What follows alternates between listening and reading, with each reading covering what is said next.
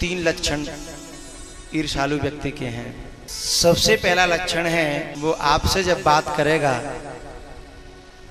तो ये कहेगा, देखो भाई झूठ फूट तो हम पे आमत ना, हम तो सच ही कहते हैं। सबसे पहला लक्षण है ये ईर्ष्यालु का और झूठे व्यक्ति का। क्यों? हीरा मुख से ना कहे लाख टका मेरो मोल। ठीक बात है, क्योंकि सत्य को कभी सत्य सिद्ध करने की जरूरत नहीं है। बात बैठ रही है कि नहीं बैठ रही है? पहला लक्षण है तो यूं कहे कि भाई झूठ फूट तो हमें झूठ से बड़ी नफरत है, तो समझ लियो वो हरिचंद्र को चाचा है कलयुग में आकर के। ठीक है, झूठ से हमें सख्त नफरत है। दूसरी बात है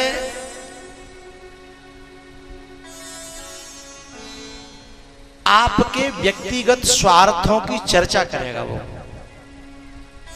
आपके परिवार से, आपके संबंधियों से अलग करने के लिए आपके व्यक्तिगत स्वार्थों की बात करेगा कि तुम अपने बारे में तो सोचो, देखो मैं तो तुम्हारे बारे में सोचता हूं भाई, वैसे मुझे तो कोई लेना, ये लक्षण है, वैसे मुझे तो कोई लेनो देनो नहीं है। ये मंत्रा के शब्दों में झलकता है। वो कहती है चेर छाण हम होव की रानी, हमें तो दासी की दासी रहना, हमें तो कुछ मिलना नहीं, पर मैं तो तेरे हित के लिए कह रही हूं। ठीक है, अब परिवार में सब साझे रह रहे हैं, बढ़िया रह रहे हैं, लेकिन उसके अधिकारों का ज्ञान कराना कि तू का मरी जा रही है, तू का धरे रह जागो, या तू का कोई खोपड़ी चाट रहो, सब साझे में तुझे सब करे, तू करे तो का ज्यादा कुछ मिल जागो के भाई यारे। अब ये ईर्ष्यालु व्यक्ति अपने अंदर की परिकल्पना तुम्हारे ऊपर थोप रहा है। ये संक्रामक रोग आ रहा है साहब। ये क्या संक्रामक छुआछूत का रोग है। ठीक है, दो लक्षण। तीसरा उदाहरण अगली कथा के लिए। बोलो शंकर भगवान की। अब ये जो मंथरा है ना, इसकी बुद्धि पेरी है आकर के सरस्वती ने। ठीक है, अब इसको सुहा नहीं रहा जो कुछ वहां हो रहा है, सुहा नहीं रहा। चलो तीसरा कह ही देता हूं, आपके मन में आप ऐसे नाराज से आ गए।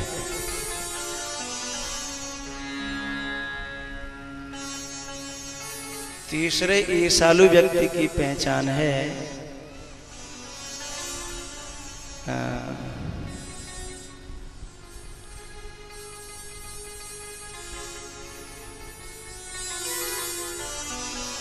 चलो हल्के ढंग से कह देता हूं, नहीं सांची कह वो ठीक ना कलयुग में भैया, सांची कह वो। और वैसे भी सच थोड़ा कड़वा होता है। और मैं तो अपनी तरफ से मैं संकोच कर रहा हूं कहवे में, लेकिन आपको भी ये अपने तरीके से मैं ये संकेत दे रहा हूं कि यदि इस युग में गुजारा करना है तो सास होए उसको भी ज्यादा सांची नहीं कहनी चाहिए, सास को भी ज्यादा सांची नहीं कहनी चाहिए, अच्छा नहीं है। क्योंकि हाजमा खराब है और ज्यादा हाई डोज पचेगी नहीं। अब घी दूध पचते नहीं है, पहले पच जाते थे, है ना, अब घी दूध पचते नहीं। इसका मतलब सांची अब पचती नहीं है, उल्टी हो जाएंगी या फिर हाँ कुछ और रह जाएगा। मैं कहूँ कि मैं आ रही हो तो बताओ, आप कहेंगे पानी में घोल ले तो और ज्यादा घुल जाएंगे, वैसे तो उन्हें कहा वैसे आते हैं। अब आपको इसमें से एक चीज को त्यागना पड़ेगा, एक चीज को त्यागना पड़ेगा तो दूसरी मिल जाएगी आपको। माँ को तरीका जो है भाई ऐसी जगह धरो चेंटी बहुत हो, ठीक है, चेंटी बहुत हो तो शक्कर एक एक दाने चुन ले जाएंगी, नमक को एक डेढ़ नहीं जाएगा। नमक को एक किन का तुम्हारा खर्च है व्यवहार नहीं है, और शक्कर की एक भी कण बचने वाला नहीं है। तो हमें एक चीज तो मिल जाएगी, नहीं दोनों ही चलेगी है तो आपको नमक मिल जाएगा। अब मैं ये कहना चाहता हूं आपसे कि जैसे चेंटी की शक्कर को चुनने की वृत्ति है ना, ऐसे ही ईर्ष्यालु को अवगुणों को चुनने की वृत्ति होती है। और भक्त की वृत्ति क्या होती है? अब फिर मुझे ज्यादा घुसना पड़ेगा थोड़ा सा।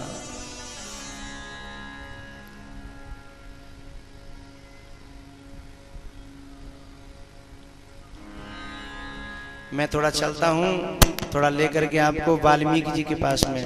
जब राम जी गए हैं ना, तो वाल्मीकि जी ने बताया है भगवान राम को स्वयं कि भगवान एक जीव तो होती है हंसनी और एक जीव होती है बगुलिया। अब आपने पढ़ा तो नहीं होगा, लेकिन संतों के भाव हैं ये। एक जिव्या होती है हंसनी और एक जीव होती है क्या? बगुलिया। जश तुम्हार मानस विमल हंसिन जीहा जासु मुक्ताहल गुण गण चुनई राम बसौ हियतासु। जस तुम्हार मानस विमल हंसिन जीहा जास। जाकी मानो अच्छा, हंसनी को और बगुलिया को रंग एक जैसा है, शकल एक जैसी है, आकार एक जैसा है, मॉडल एक जैसा है, चोंच एक जैसी है, सब कुछ एक जैसा है, कलर भी एक जैसा है। अब पहचान कैसे हो जो बगुलिया जी हंसनी है? हैं? मोती डाल दो, मोती डाल दो, बगुलिया नहीं चुगेगी। को चुगेगी? हंसनी है। और पानी में तो पकड़ के जल तोरई डाल दो, जल तोरई समझना आप लोग, यानी बगुलिया जो पसंद करती है उसका मामला डाल दो तो भाई हंसनी नहीं चुगेगी। शकल एक जैसी, कलर एक जैसा, मॉडल एक जैसा, सब कुछ एक जैसा। लेकिन जैसे ही चुगने वाली बात आई उससे मालूम पड़ा कि जी बगुलिया है और जे हंसनी है। ऐसे ही हमारी जिज्ञासा से हम क्या चुग रहे हैं, क्या चुन रहे हैं? किसी के गुणों को चुन रहे हैं या अवगुणों को चुन रहे हैं? जिसकी जिव्या हंसनी है वो कितना पापी थे पापी हो, अवगुण दिखेगा ही नहीं। हमारी प्रभात फेरी में मेरी नजर में ऐसे ऐसे सज्जन हैं, नाम नहीं लेना चाहता, कि जिन्हें कहो कि अवगुण ही दिखाई नहीं देते। ठीक है ना? बुरो तो बुरो आदमी हो न, बाकी वो सुने न, बाकी वो कोई कैबे डोल लो वो नहीं, अरे आप क्या, ठीक है ना? वो चुगती नहीं है हंसनी, उसे पसंद ही नहीं है, उसने कभी खाया ही नहीं है। यदि चुग भी गई थोड़ी बहुत उल्टी हो जाएंगी। हंसनी तो मोती चुगती है साहब, ये मोती लुट रहे हैं जो है। ये कथा के राम नाम के हीरे मोती में बिखराऊं गली गली, शोर मचाऊं गली। तो वो तो अच्छा जे छूट जाए, मालूम पड़े कि मोती बिखरे हैं और मैं नहीं जा पा रहा हैं, तो भाई बहुत कष्ट हो साहब। आज मेरी कथा छूट गई, आज मेरा दिन छूट गया, आज मेरे ये मोती छूट गए हैं। तो जस तुम्हार मानस विमल हंसिन जीहा जास। अब जय जीहा बगुलिया भी है। यहाँ बहुत से श्रोता भी आए ऐसे भी होंगे जो बैठे हैं, शक्ल से भी ऐसे ही हैं, पहना उड़ाव भी ऐसा ही है, मॉडल भी ऐसा ही है, लेकिन बिना जिस बच्चों नहीं लग रहा होगा। अरे बोले का बाबा पता नहीं कहा कहते, हमारी तो समझ भी नहीं पता है। कहा बाबा जी जिन कहा बात कहते ना, हमारी समझ कुछ कथा बता तो कहते ना है, न तो राम जी की कथा आई, न कोई वो कथा आई, न वो पुरानी कथा आई है, जिन कहा कहते रहता है। समझ रहे हो ना?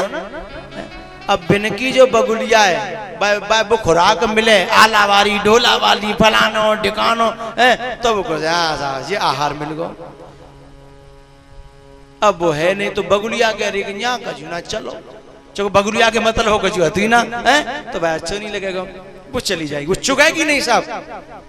तो जस तुम्हार मानस विमल, वाल्मीकि जी कह रहे हैं भगवान से कि हंसिन जीहा जास। और सुनो, उसके हृदय में तुम ऐसे बसो जैसे तुम्हारो अपनो ही घर हो। राम बसौ हिय तास। समझ में आ रही होगी आप सबके, बगुलिया को अंतर और हंसनी को अंतर। तो हमारी जो जिव्या है, हमारी जो वृत्ति है, हमारी जो मानसिकता है, हमारी जो प्रवृत्ति है, वो चुप क्या रही है। तो ईर्ष्यालु व्यक्ति की तीसरी पहचान मैंने आपको बताई कि वो चुन चुन के कितनों कछु पर्य होए बा कछु लेना नहीं, बाके मतलब सौदा मिलेगा, गंदगी मिलेगी है, बगुलिया है अपने मतलब मोती पड़े मां ले ही नहीं। इसके प्रत्यक्ष उदाहरण है युधिष्ठिर और दुर्योधन दोनों। कौरव में दुर्योधन बड़ा है, पांडवों में युधिष्ठिर बड़े हैं, और दोनों बिल्कुल विपरीत हैं। बगुला है दुर्योधन और हंस है युधिष्ठिर। दुर्योधन से किसी ने पूछा कि भाई एक बात बताओ, तुम्हें कोई दुनिया में आज तक अच्छा आदमी मिले हो? अरे बोले तुम अच्छे ही कह रहे हो, दुनिया ऐसी खराब है गई है। बोले एक आदमी अच्छा नहीं मिले अब तक, तुम इतने बड़े है गए। बोले मोए तो आज तक कोई अच्छा आदमी नहीं मिले। बोले तेरा बाप? बोले बहू मोए तो ठीक नहीं लगा। तो है किसी से युधिष्ठिर ने कहा कि आपको कोई बुरा आदमी मिला दुनिया में? बोले मोए तो आज तक कोई बुरा नहीं मिला। बोले दुर्योधन? नहीं नहीं, वो तो सुयोधन है। दुर्योधन को दुर्योधन नहीं कहते थे युधिष्ठिर, क्या कहते थे? सुयोधन। अब बताओ, एक कह रहे को मैं अच्छो नहीं मिलो, और एक कह रहे को पूरी जिंदगी है वो आज तक कोई बुरा नहीं मिलो। का दुनिया मर गई का है? आंखों में तेरे दोष है, औरों में देखता, नजरों में तेरे दोष है, गैरों में देखता। अपनी नजर सुधार ले, बस हो गया भजन। अपनी नजर सुधार ले, बस हो गया भजन।